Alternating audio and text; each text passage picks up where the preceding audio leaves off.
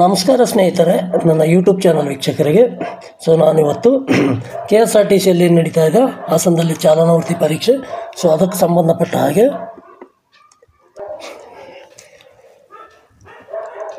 ಸಂಬಂಧಪಟ್ಟ ಹಾಗೆ ದಿನಾಂಕ 16/12/2024 ಟ್ರ್ಯಾಕ್ ಟೆಸ್ಟ್ ಏನು ನಡೀತಾ ಇದೆ. 16-17 ಈ ಒಂಥರ 16, 17, 18, 19 ಈ ಥರ ನಿರಂತರವಾಗಿ ಒಂದು ದಿನಕ್ಕೆ ಎಷ್ಟು ಅಭ್ಯರ್ಥಿಗಳು ಹಾಜರಾಗ್ತಾ ಇದ್ದಾರೆ, ಎಷ್ಟು ಅಭ್ಯರ್ಥಿಗಳು ಆಬ್ಸೆಂಟ್ ಆಗ್ತಾ ಇದ್ದಾರೆ, ಗೈರು ಹಾಜರಾಗ್ತಾ ಇದ್ದಾರೆ. ಅದರಲ್ಲಿ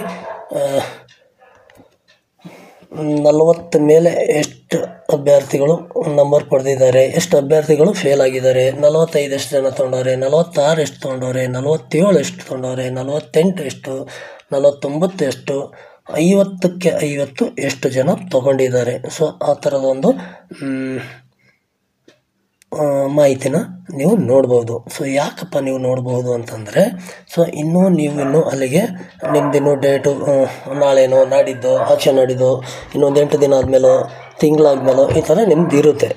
ನೀವು ಯಾಕೆ ಇದನ್ನು ನೋಡಬೇಕು ಅಂತಂದರೆ, ದಿನಾಲೂ ಅಲ್ಲಿ ಯಾವ ಥರ ರಿಸಲ್ಟ್ ಬರ್ತಾ ಇದೆ, ಅವರೆಲ್ಲ ಯಾವುದರಲ್ಲಿ ಎಡವ್ತಾ ಇದ್ದಾರೆ, ಅಂದರೆ ಹೈಯೆಸ್ಟ್ ನಂಬರ್ ತೊಗೊಂಡ್ರೆ ಅವರು ಯಾವ ರೀತಿ ಟ್ರ್ಯಾಕ್ ಟೆಸ್ಟ್ನ ಹೊಡಿತಾ ಇದ್ದಾರೆ.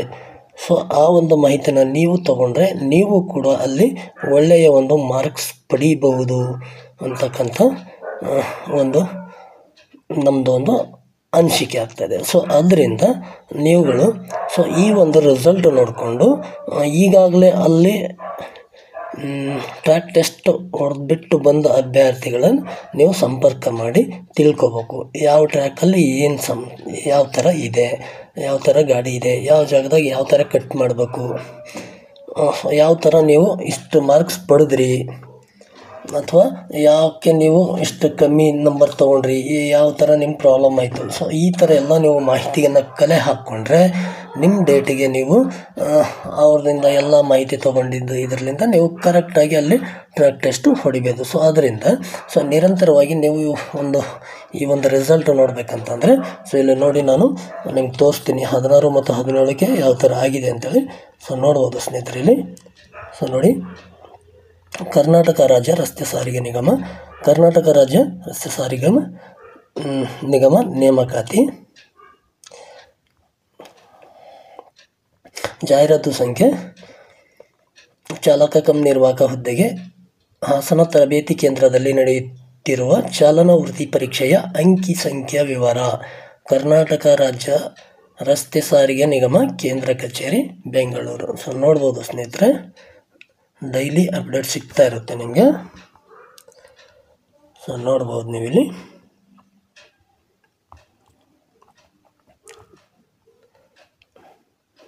ನೋಡಿ ಸ್ನೇಹಿತರೆ, ಸೀರಿಯಲ್ ನಂಬರು,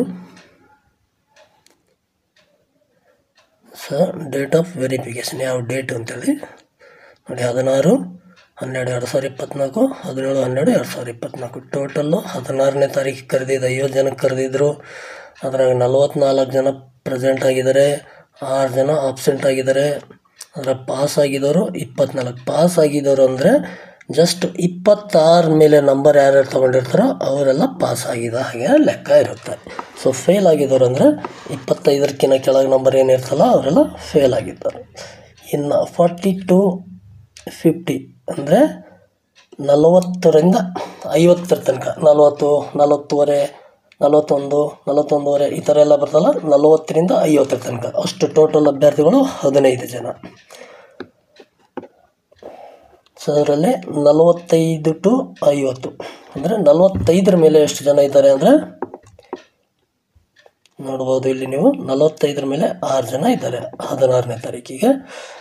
ಇಲ್ಲಿ ನೋಡ್ಬೋದು 45ರಿಂದ 45 0, 46ರಿಂದ 46 0, 47ರಿಂದ 47ವರೆಗೆ ಹೊಡೆದಿದ್ದ ಅಭ್ಯರ್ಥಿಗಳು 3 ಜನ ಇದ್ದಾರೆ. ಹಾಗೂ 48ರಿಂದ 48ವರೆ ತಗೊಂಡಿದ್ದರು 2 ಜನ. 49ರಿಂದ 49ವರೆ ತಗೊಂಡಿದ್ದರು 1 ಇದ್ದಾರೆ. ನೋಡಿ ಸ್ನೇಹಿತರೆ, ಟೋಟಲ್ ಇನ್ನು 45 ಮೇಲೆ ಏನು ತೊಗೊಂಡಿದ್ದಾರೆ 6 ಜನ.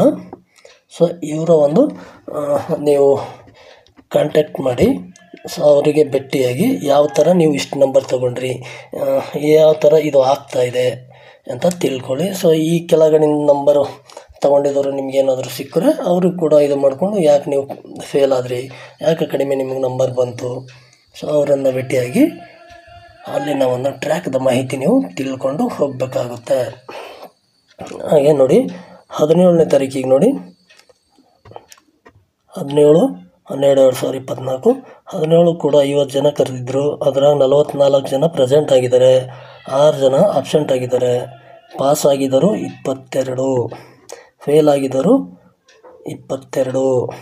40ರಿಂದ 50 ನಂಬರ್ ತೊಗೊಂಡವರು 11 ಜನ, ಅಂದರೆ 40ರ ಮೇಲೆ ತೊಗೊಂಡಿದ್ದಾರಲ್ಲ 11 ಜನ ಇದ್ದಾರೆ. ಅದ್ರಾಗ 45ರ ಮೇಲೆ ತೊಗೊಂಡವರು ಬರೀ 2 ಮಾತ್ರ ಇದ್ದಾರೆ ನೋಡಿ. 46ರಿಂದ 46ವರೆ ಒಬ್ಬರು, 49ರಿಂದ 49ವರೆ ಒಬ್ಬರು. ಸೊ ನೋಡಿ ಸ್ನೇಹಿತರೆ, ಈ ಒಂದು ಅಂಕಿ ಸಂಖ್ಯೆಯನ್ನು ನೋಡ್ತಾ ಇದ್ದರೆ ಹಾಸನ ಟ್ರ್ಯಾಕಲ್ಲಿ ಸ್ವಲ್ಪ ಯಾವುದೋ ಒಂದು ಇದರಲ್ಲಿ ತೊಂದರೆ ಅನುಭವಿಸ್ತಾ ಇದ್ದಾರೆ ಅಭ್ಯರ್ಥಿಗಳು ಅಂತ ಅನಿಸ್ತಾ ಇದೆ. ಸೊ ಆದ್ದರಿಂದ ನೀವು ನಿರಂತರವಾಗಿ ಚೆನ್ನಾಗಿ ಅಭ್ಯಾಸ ಮಾಡ್ಕೊಳ್ಳಿ.